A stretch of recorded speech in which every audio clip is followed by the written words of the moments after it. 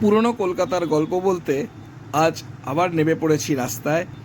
Girish Avenue থেকে lock gate ব্রিজের দিকে যেতে বাঁহাতে শ্রী শ্রী মায়ের বাড়ির এই সুবিশাল গেটটি অতিক্রম করে যেতে যেতে কিছু গল্প আমরা শুনে নিই।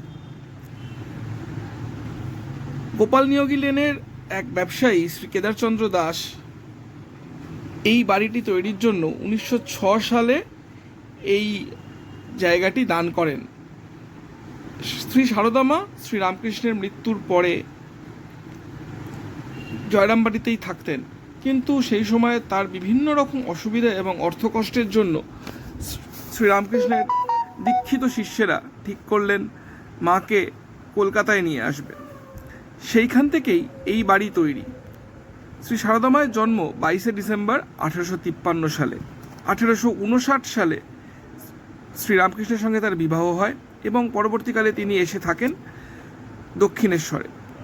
শ্রীরামকৃষ্ণদেবের অসুস্থতা এবং তার সেবা যত্নর জন্য তিনি পরবর্তীকালে বহু দীর্ঘদিন ছিলেন বাগবাজারের শ্যামপুকুর বাটিতে, কাশীপুরে,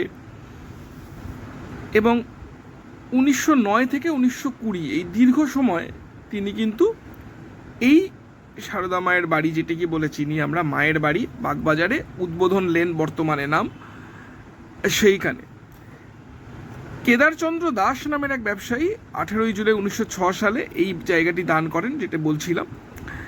মাত্র 2700 টাকা পুঁজি নিয়ে স্বামী শারদানন্দ এই বাড়ির কাজ শুরু করেন। সেই সময় তিনি কর্জ নেন 5700 টাকা।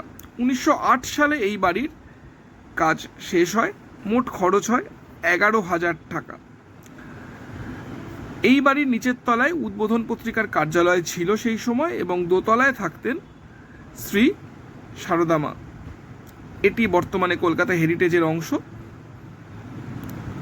প্রত্যেক দিন সকাল এবং সন্ধ্যায় সারদা মায়ের বাড়িতে দর্শনের জন্য আপনারা আসতে পারেন, সেই সময়সূচি এখানে দেওয়া রইল। এবং বিভিন্ন তিথি, পুণ্যতিথি এবং অনুষ্ঠানে এখানে কিন্তু যথেষ্ট লাইন পড়ে। শ্রী শ্রী মায়ের বাড়িতে আমরা প্রবেশ করলাম। প্রবেশ করলেই দেখতে পাবেন সামনেই একটি সারদা মায়ের ছবি দেওয়া আছে, শান্ত, এবং যেখানে ঢুকলেই মন ভালো হয়ে যায়। বাঁ দিকে ভোগের ঘর, এবং এই যে সিঁড়িটি উঠে গেছে, এই সিঁড়িটি থেকে এখন নেমে আসা যায়। এই ঘরটি হচ্ছে ভোগের ঘর, এবং এখানে সারদা মায়ের এই ছবিটি রাখা রয়েছে, যেখানে উনি বসে ভক্তদের খাওয়া দেখে পরিতৃপ্তি লাভ করতেন। এখানে জুতো রেখে আপনারা ডান দিকের যে জায়গাটি আছে সেখান থেকে ওই বাড়িতে সারদা মায়ের ঘরে আপনারা প্রবেশ করতে পারেন। সামনেই অফিস ঘর, এবং এখানে কিছু পুস্তক বিপণনেরও জায়গা আছে। এই সিঁড়ি দিয়ে উঠেই আমরা পাবো সারদা মায়ের ঘর। এখানে দেখতে পেলাম অমল মহারাজ বসে আছেন অফিসে। এই অফিসেরই রামকৃষ্ণ মঠ মিশনের দীর্ঘদিন 30 বছর ধরে জেনারেল সেক্রেটারি ছিলেন স্বামী শারদানন্দ। সারদামা এই বাড়িতে আসেন 1909 সালের 23শে মে, রবিবার। ঋষি অরবিন্দ থেকে শুরু করে সিস্টার নিবেদিতা প্রত্যেকেই এই বাড়িতে মায়ের সঙ্গে দেখা করতে আসতেন। এই বাড়িতে বিভিন্ন ছবি, এই ছবিটি ভালো করে দেখাতে পারলাম না আপনাদের এখানে আলোর জন্য। আপনারা যদি আসেন, এই ছবি এক ডান দিক থেকে দেখলে বাঁ দিক থেকে সারদা মা, বাঁ দিক থেকে দেখলে বিবেকানন্দ, এবং সামনাসামনি দেখলে শ্রী রামকৃষ্ণের ছবি দেখা যায়। এই যে ঘরটি দেখছেন, এই ঘরটিতেই সারদা মা বসবাস করতেন। পূর্বে এই বাঁ দিকে যে একটি ছোট্ট ঘর আছে, ওই ঘরে উনি থাকতেন, এবং এই ঘরটি পূজা পাঠের জন্য ব্যবহার করা হতো। এই যে ছোট্ট কাঠের বাক্সটি দেখছেন, এই বাক্সটিতে সারদা মায়ের পদচিহ্ন আজও সযত্নে রক্ষিত আছে, সেটা আপনারা হয়তো দেখতে পাচ্ছেন। বহু পূর্বে এটিকে কিন্তু স্পর্শ করার অনুমতিও দেওয়া হতো, এবং এই ঘরেই তিনি শ্রীরামকৃষ্ণের পট এনে পুজো করতেন, এবং সেটি আজও ওখানেই রক্ষিত এবং পূজিত আছে। এই ঘরটি সারদা মায়ের পূজার ঘর হিসেবে ছিল এবং এই ঘরেই পরবর্তীকালে উনি থাকতেন। এবং এখন বর্তমানে যে ঘরটি দেখছেন এই ঘরটি স্বামী শারদানন্দের ঘর ছিল। মায়ের ছেলে মায়ের পাশেই থাকতেন, মায়ের সমস্ত রকম সুখ দুঃখ সেবা যত্নের দায়িত্বে তিনিই ছিলেন। তত দিন গেছে তত এই বাড়ি আড়ে বহরে অনেক বাইরে বেড়েছে। আগে তো এত বড় বাড়ি ছিল না।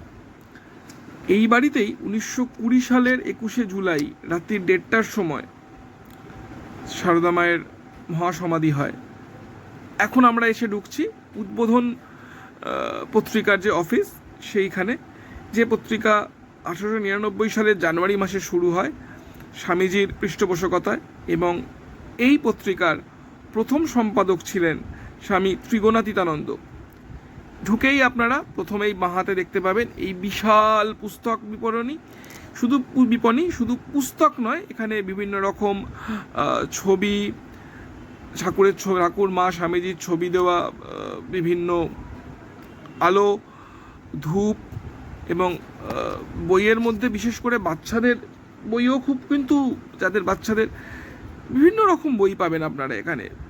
ছোটদের শ্রীরামকৃষ্ণ, সারদা মা, নীতিকথার গল্প, বিবেকানন্দের মুখে বলা গল্প, শ্রীরামকৃষ্ণের মুখে বলা গল্প। সারদা মায়ের বাড়িতে ঘুরতে এলে অবশ্যই এই জায়গাটিতে আপনারা আসবেন। এটি সত্যিই ঘুরে দেখার মতো এবং সংগ্রহ করার মতো তো বটেই। এবং বিভিন্ন অনুষ্ঠানের সময় কিন্তু এখানে বিশেষ ছাড়ও চলে। সেই ছাড়ে এই সমস্ত অমূল্য রত্ন সংগ্রহ করাও খুব ভালো। এবং এখানে এলে বাগবাজারের ইতিহাসের জন্য ধন্য বাগবাজার বইটি সংগ্রহ করতে কিন্তু একদমই ভুলবেন না। আমার বহু ভিডিওর বহু গল্প কিন্তু ওই বইটি থেকেই নেওয়া। বাগবাজারের লোক আমি, তাই বাগবাজারের গল্প বলতে আমি কখনো ক্লান্ত হই না। এই বাড়িতেই ওপরে আছে উদ্বোধনের পাঠাগার, এবং সেটিও